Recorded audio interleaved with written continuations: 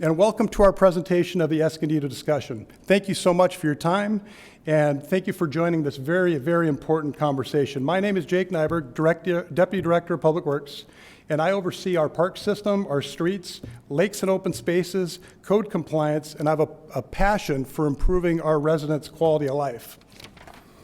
Working in Public Works gives me a unique perspective on city service delivery because I serve both internal departments as well as our residents. I joined the city of Escondido 3 years ago because of a personal connection with the city. My parents moved here from Minnesota in 1984, and I was fortunate to attend Orange Glen High School and learn about Patriot Pride. At Orange Glen High School, I was also fortunate to have a good group of mentors like Coach Snyder, like Councilmember Morosco, who would tape my ankles religiously every day, and it's one of the reasons I'm able to be so flexible when it's time to move to a different message. We had a great football team back then, and I was able to attend SDSU on a football scholarship, earn a degree in public administration, and later a master's in business administration. And after working 20 years in the private sector, I scored my dream position with the city of Escondido, and I owe my entire career trajectory to the community and the great start that Orange Glen High gave me. So now I get to talk about my second favorite topic, which is the city of Escondido. So why are we having the city of Escondido, the Escondido Discussion? As you may have heard in the mayor's State of the City address, we are here because the city council asked staff to go out in the community and gather feedback on which city services are of critical importance to the quality of life. The effort expands on a scientific poll that we did back in December of 2021 that nearly 1,300 residents were asked in English and Spanish their satisfaction level with the city services and with quality of life issues facing our city. After the discussion we have here, your input will be shared with City Council and be used as part of the budget conversations going forward that's going to help shape our community's priorities. But we've come to a critical point in the discussion. It's time for some very important decisions to be made and the community's voice to be heard. The Escondido Discussion tonight will include an expanded community survey to gather input. It has a website that informs and educates our residents, also providing survey data and research information. And we have conversations like this dialogue we're having with this group right now, as well as workshops and public hearings with City Council regarding the budget. So no matter how you prefer to provide your feedback, we have a tool for that. In front of you are printed copies of the survey if you want to fill one of those out and turn one in at the end, or there's a card in front of you with a QR code if you prefer to respond digitally or at a different time. The bottom line is, whatever tool you prefer to use, your role in this meeting is to tell us what's important to you. In this discussion, we're focused on how we maintain our local city services that have been identified by the community as top priorities. But often we get feedback from the community, such as, can you improve the school system? Can you provide mental health care? Can you handle drug or alcohol addiction in the community? And why do we have to wear masks? Did you know the city doesn't provide those services directly, but rather through strong partnerships in the community with other organizations? And that begs the question, what does the city of Escondido do for you? Well, we are all fortunate to live in what we call a full-service city. A full-service city is one that provides essential services in-house, such as police, fire, and water utilities. Most cities, especially in North County, are not full-service cities and lack the degree of customization you get when you have all of those services under one roof. For example, if the city experiences upticks in traffic collisions, our police department can develop a Go Slow Escondido campaign to bring awareness to drivers. If our fire department sees an increase in encampment-related fires, they work with CAL FIRE to decrease fuel levels along our freeway systems. Being a full-service city certainly has its benefits, and that's something we should all celebrate. In addition to police and public safety, fire and emergency services, waste and water services, Public Works has a robust crew that maintains your street, stop lights, park maintenance, graffiti removal, etc. Also, the permits and licensing that enables you to build and have construction sites throughout the city, and parks and recreation programs for all ages, and also the great library services that we all enjoy. But being a full-service city means it takes sizable infrastructure of service delivery, such as 6,000 acres of active and passive parklands, 10,000 park trees, 20 mini pocket community and regional parks, 2 lakes, over 1 million square feet of city-owned buildings, 58,000 street trees, 256 miles of storm drains, 900 miles of roads, and 6,500 streetlights. Wow, that's a lot of things that need attention. We want to make sure the city services are meeting the needs and expectations of our residents, meaning you and your neighbors.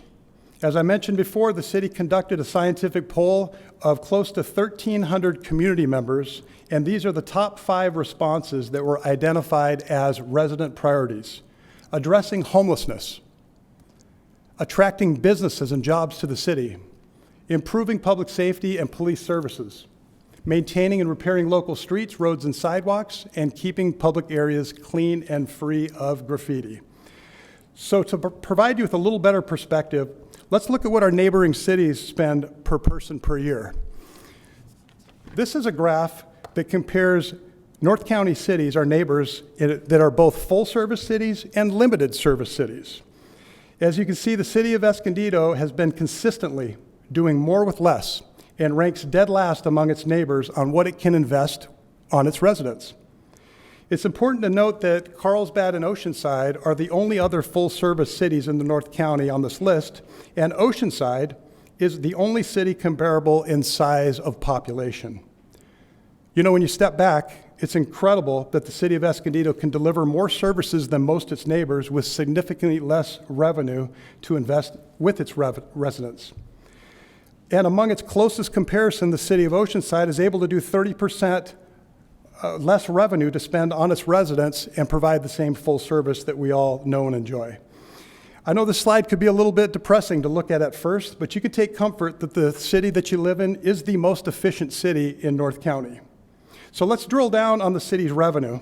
I think you'll find it interesting that funding, as we know, comes primarily from, you guessed it, taxes. In fact, 70% of the revenue coming into Escondido comes from 2 revenue streams: sales tax and property tax. On the subject of property tax, as you see on this graph, if you own a home in Escondido, your annual property bill includes a 1% tax on the assessed value of your home. The city receives 10% of this total, with the remaining 90% going to school districts, the County of San Diego, and other taxing entities. But as you can see, sales tax is the single largest source of revenue to the general fund. But these revenue sources are dependent on the economy and can fluctuate from year to year or pandemic to pandemic. For example, when you eat in one of our fine Escondido restaurants or shop at some of our downtown stores, you pay a sales tax on your purchases of 7.75%. Of this amount, only 1% goes to the city, which in turn uses that revenue to provide services back to its residents. Other general fund revenue sources are impacted by the economy, but not to the same degree. These other sources are license and permits, finance and forfeitures, revenue from money and property, and charges for services. So let's take a dive into that largest city revenue source, sales tax.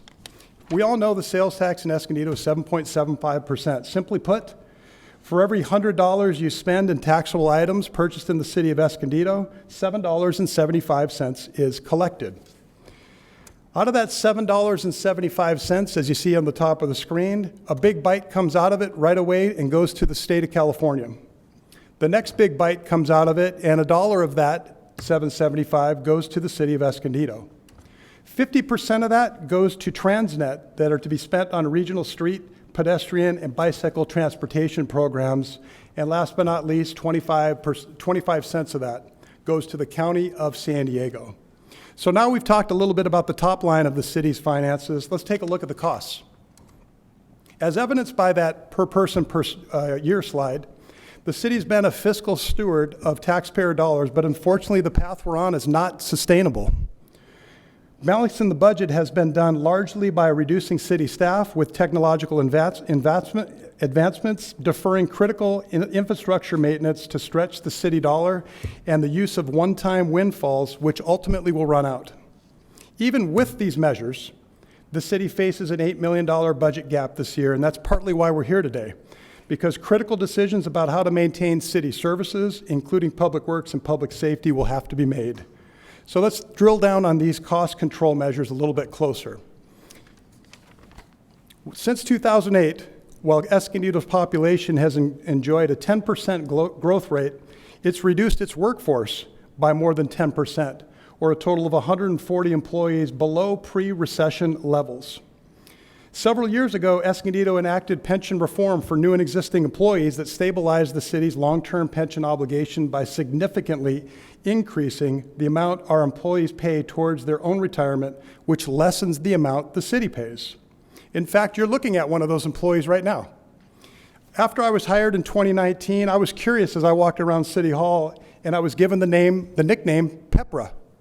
And after asking around, I learned that I was a new breed of employee that had been reformed. And I thought to myself, wow, how did they know I needed to be reformed? I mean, I passed the background check, right? But no, I'm just an employee that pays a greater individual share towards my retirement. If only I could have got the nickname Classic.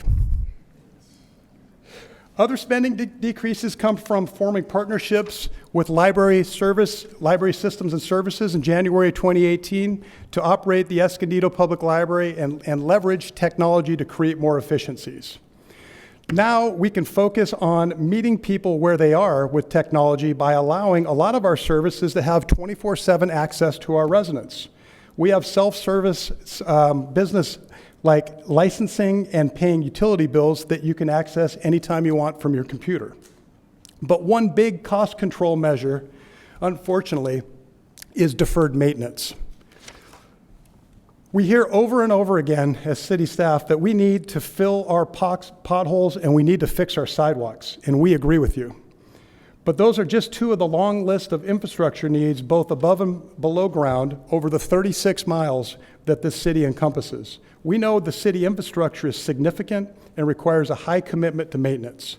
Deferring maintenance on city streets, facilities, and parks since the Great Recession at more than $8 million annually comes with a risk because facilities suffer more damage when maintenance is postponed, resulting in more costly repairs and sometimes life safety issues.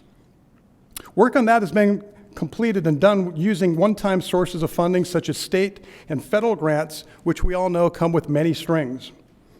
Here's an example for you. The industry standard calls for repaving our streets every 7 years. By stretching that to every 9 years, as well as stretching out roof replacements, playground equipment, ball field fencing, and vehicle purchases over more extended lengths allows the city to extend and stretch its budget, but that doesn't serve the community very well. Deferred maintenance will only continue to increase in the future unless a solution to the structural budget deficit is defined. And now for the double whammy. As we've tried to stretch the city's dollars, demand for city services have grown exponentially. And you might ask why. The primary factors driving up call volumes throughout the city is the impact of homelessness on our community, the increased population that we talked about earlier, and an aging population that requires more calls for service, as well as an increased reliance on 911 and emergency rooms to provide medical care. There's also a trickle-down effect of capacity issues that is created by this because it impacts the turnaround time it takes to process your building and business permits. It takes additional time to address code violations throughout the community and responding to community concerns about other quality of life issues. So we know with rising demand and decreased capacity, the city is in a really tough position. And if a locally controlled sustainable revenue source isn't identified, the city's going to have to make cuts to the great services we all enjoy. On the next few slides, we're going to take a look at potential service cuts.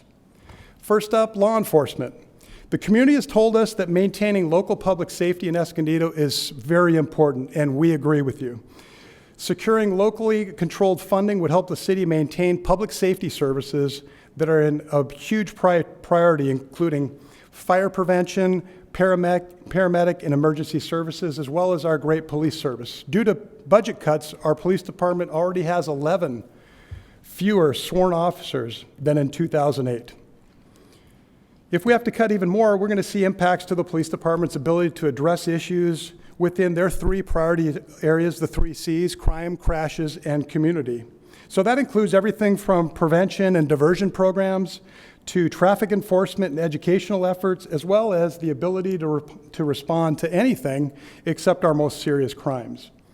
In short, we lose a lot of that customization benefit that full-service cities enjoy.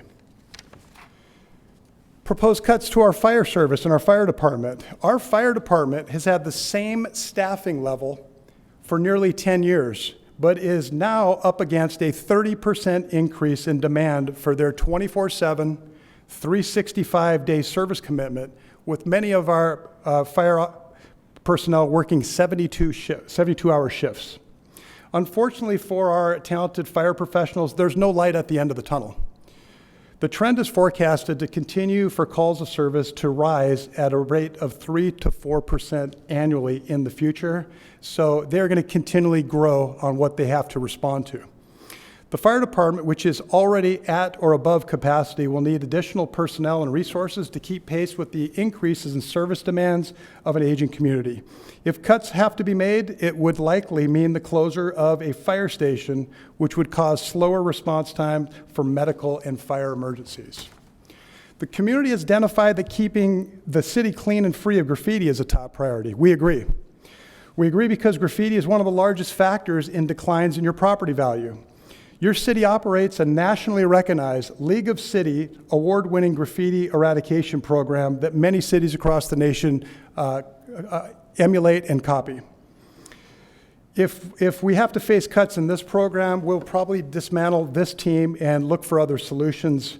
But last year alone, the city crews removed 36,000 graffiti tags in the community, which is nearly 700 tags per week. Another top priority you heard us mention for residents is homeless encampments and the trash, junk, and debris left behind in our city. Last year alone, city crews cleaned up nearly 800 homeless encampments, which is enough debris to fill 35 swimming pools. Maintaining and repairing local streets, roads, and sidewalk is another top community priority, and the inability to fund this important work would result in more potholes, which we all hate, lifted sidewalks that create tripping hazards, longer wait times to repair your streetlights and traffic signals, and less street tree maintenance, and lastly, the buildup of blight and debris. The city of Escondido is currently home to a wide variety of parks and recreational opportunities, including hundreds of acres preserved in open space and trails. We've got the magnificent features that Dixon Lake, Lake Wolford, and Daly Ranch have. And we also have more than 20 urban parks, recreational facilities, community centers that are offering free or low-cost recreational opportunities for all ages. By providing much-needed spaces to recreate and relax and play, Escondido's parks and recreation facilities help to promote a strong sense of community in the city. It improves property values. It enhances the local business climate and the local economy, and generally contributes to a higher quality of life for its residents and visitors alike. So we already discussed the amount of deferred maintenance that already exists at these facilities, and additional cuts threaten the complete closure of programs and amenities, which is another driver for lower property values. So that leads me to a city council subcommittee that was formed by our city council, consisting of the mayor and council member Morosco, who regularly meet in public meetings to review the budget and the anticipated deficit. They discuss community input. They explore all options and ultimately make a recommendation to the full council about the path forward about securing additional locally controlled funding that would help the city maintain public safety services such as fire protection, emergency services, and public safety. As always, we invite and encourage the community members to connect and engage with us now and throughout the year, and there's a variety of ways to do that. We have a robust social media platform. We have links on our website and city newsletters to keep you up to speed with everything going on in the city. So here we are. Now we want to hear from you. We have a QR code on the screen that you can hold your phone up that will lead you to the survey for you to take. And we have a paper copy in front of you as well. Understanding the community's priorities are critical and part of a responsibility for the city budget planning process. And we're engaging the community to continually hear about your priorities. The most important input is you all, and we're excited to hear what you have to say.